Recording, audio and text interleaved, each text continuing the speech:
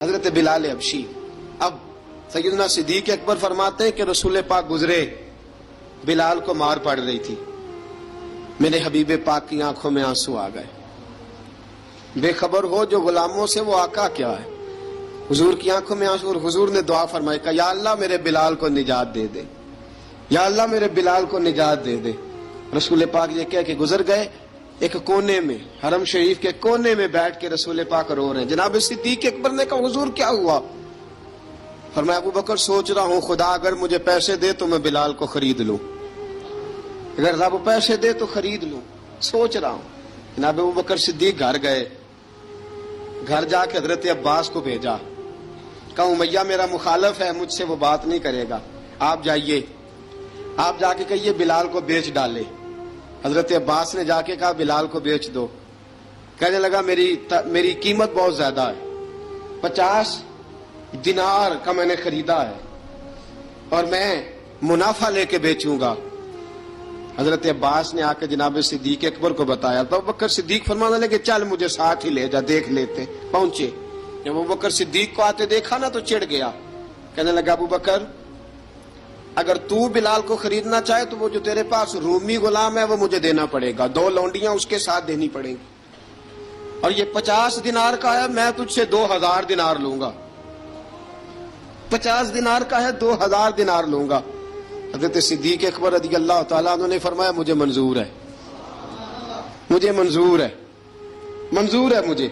تو ابو بکر صدیق نے وہ تینوں غیر مسلم غلام لیے، 2000 دینار لیے. حضرت عباس نے بھی کلمہ نہیں پڑھا تھا. کہنے لگے ابو بکر تو کامیاب تاجر ہے، کیا کرنے لگے ہو؟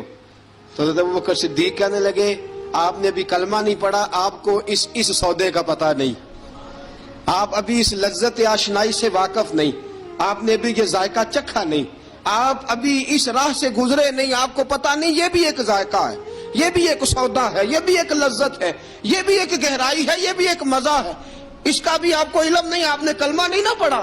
محبت کو سمجھنا ہے تو نہ سے خود محبت کر، کنارے سے کبھی اندازہ طوفان نہیں ہوتا. فرمایا ابھی تو راہ گزر میں ہے، کہہ دے مقام سے گزر.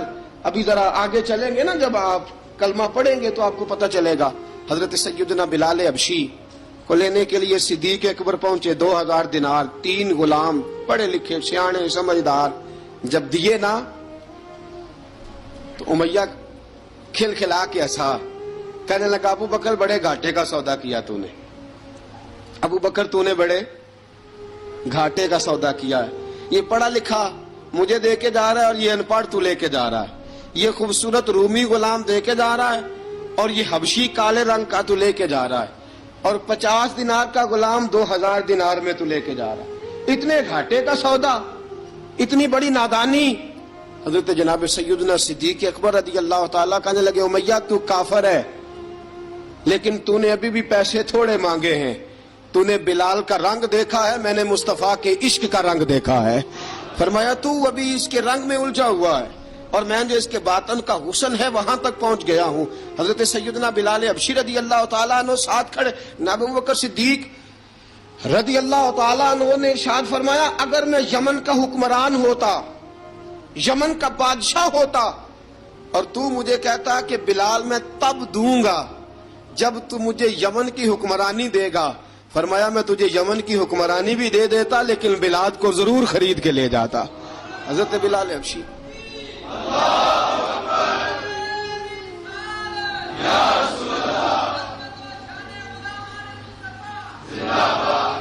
جناب سیدنا بلال حبشی.